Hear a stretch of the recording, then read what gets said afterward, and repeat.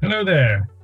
This is a property management FAQs video, which we are starting a series of putting these together to hopefully provide some basic information around fire safety in specific industries. So to get straight to it, today's subject will be around property management, as discussed.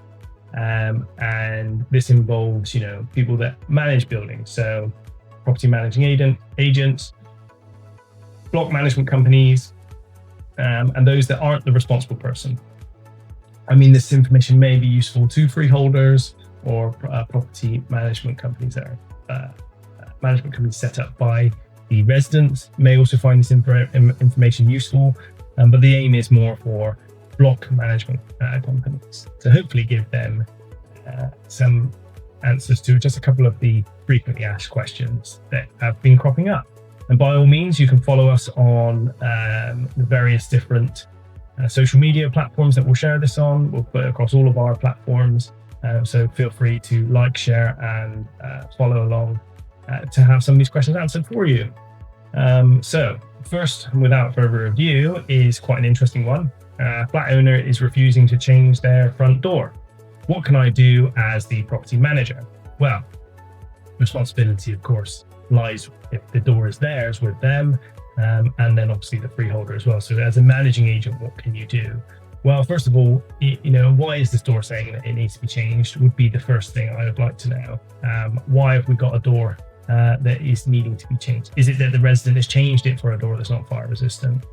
If it was already a fire door, but one that was installed when the block was installed, saying this, or block was built or converted, say the block was built in, 1960 or something like that, and it was installed with a fire door at that time, then does that door need to be replaced?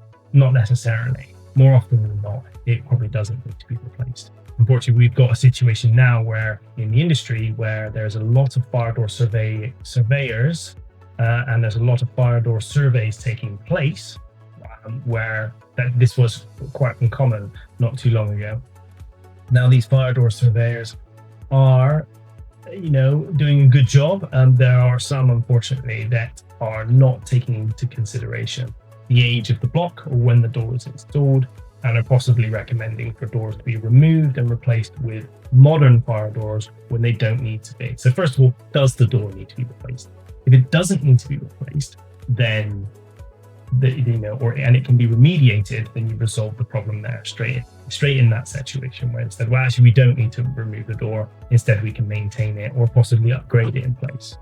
But moving on from that, let's say the door was a PVC door or something that they've installed themselves, which is clearly not a fire door, and now you're asking them that they need to change the door for a fire door, and they're refusing. You're in that sort of situation. Well, the first stage is, of course, about diplomacy and education. They are already in a situation where they're probably frustrated. They've got, all these other costs that are appearing for them. So we want to take that into consideration as well and try and be a bit diplomatic about it. We don't need to come in and start trying to hit them with a big stick and, getting them to comply at that point. I think what we need to be focusing on is just, hearing their frustrations, and then providing some education alongside that to try and speak to their better natures, to say, okay, look, listen, I appreciate that you've just spent all this money putting in this door. Unfortunately, it isn't a fire door. These are the reasons why a fire door is so important. What happens if a fire happens in the property? How does that impact other people in the building? There's potential you're putting lives at risk. So play on that. Give them the education around the importance of a fire door and why it should be a fire door, and then hopefully they play ball after that. Failing that, and you've got a resident who's really not wanting to play ball, then it's really about you working with the freeholder to check the lease agreements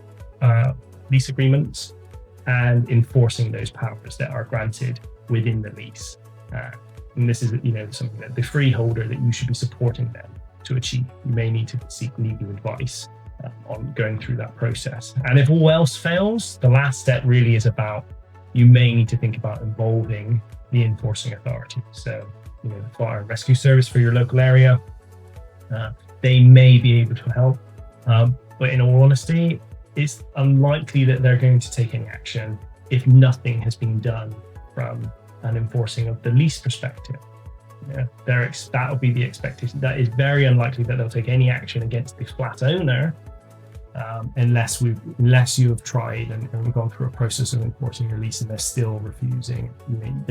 Then they may get involved, and at that point there is a risk there as well. Just being aware that if you are involving the enforcing authorities in this process, these client relations are going to probably be damaged, but also as a result of that, the fire service have a duty to enforce. They have a duty to look at who is responsible, and if the freeholder is the one that is refusing to enforce the powers of release, then it's likely that they'll be involved within the legal ramifications of their actions. So just bear that in mind. I appreciate it's not as clear cut as you would hope an answer, but the first stage, as I said, does it actually need to be replaced? If you can remove the headache for the leaseholder or the flat owner and actually say, no, it doesn't need to be replaced, we can maintain it in place, or we can do other things, then that should be the first point. If the door absolutely does need to be replaced for other reasons, then use diplomacy and education. Failing that, you need to be acting on the lease agreement and the leaseholder agreements. And as a very last step in that puzzle, you may need to think about involving the enforcement authorities.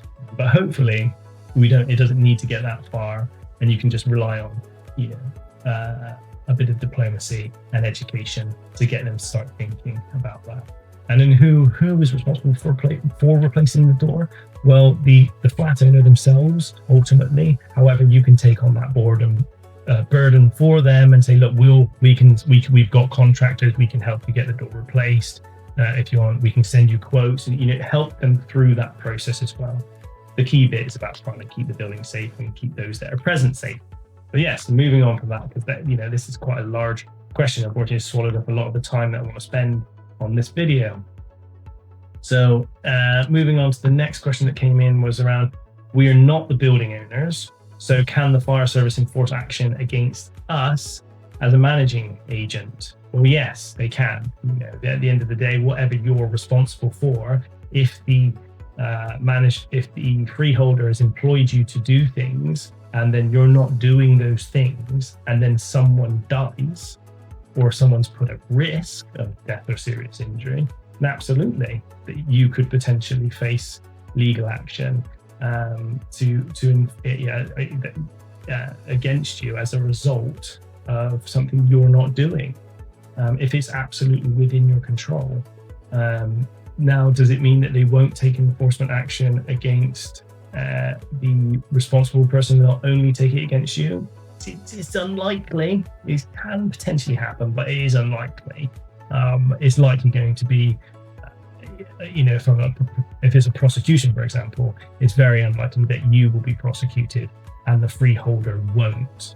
It would probably, if there's a situation where you have caused an issue through ignorance or something that you were unaware of, that's something that you're supposed to be doing, but it was something that you were employed to do as the managing agent, then absolutely you could potentially be prosecuted alongside the responsible person. So to bear in mind, you are, in terms of the law, in terms of fire safety regulations, you are classified as a duty holder. You are there as a duty holder, and as a result, you can have legal action taken against you or formal notices against you as a duty holder. So just bear that in mind. It's not all just pass the buck to the responsible person. You indeed are taking on some of that risk, so be aware of that. So moving on, the next question that came in, which I think is quite an interesting one, was around my most recent fire risk assessment said I can remove the fire extinguishers from a block. Is this correct? Yes, more than likely it probably is. It's more so an industry standard now that in blocks of flats, it's unlikely people there are going to be trained. There's also potential that they could endanger themselves by using the wrong type of extinguisher on the wrong type of fire. they could entrap themselves. So generally speaking, it's now generally expected or accepted that you don't need a fire extinguisher in the, say, communal areas of a block of flats. Now, if your block of flats has a office, I don't know, for a groundskeeper or security or any other reason why there's a workplace within the building, that may still need, or will likely still need, some form of portable fire extinguisher to go with that space. Or if there's a plant room, because you've got large services in the building, you'll likely still need to have a fire risk assessment. You will likely still need to have a fire extinguisher in that space, for that space also. Now, of course, all of this should be confirmed via fire risk assessment. So clearly the person who sent this question in has had a fire risk assessment done, and they've identified that the extinguishers are no longer needed for the individual block itself. So if they've said to remove all of them, then and you've got those like plant rooms or office spaces or anything like that, then that might not be right. So maybe just query that. If it's just a block where, very simple block where you've got fire extinguishers just they're currently on the landings, I guess, of the stairs possibly, then I agree with that they could probably be removed. And that aligns quite well with a lot of the guidance around fire risk assessment in these types of buildings. So yes, that's right. Went a little bit over what I was hoping in terms of timescales, but hopefully those 3 questions have been useful for you and answered a few areas that you may have had niggling in your brain also. So we'll be doing an episode like this every week, covering just about three questions, because probably just about how much we can fit into around 10 minutes, and then hopefully answer a few areas that you're interested in. We'll be posting this in all of our platforms, so YouTube, Instagram, LinkedIn, Facebook, it'll all be up there. So if you want to see more of it, then feel free to just like, share and follow. And thank you for watching.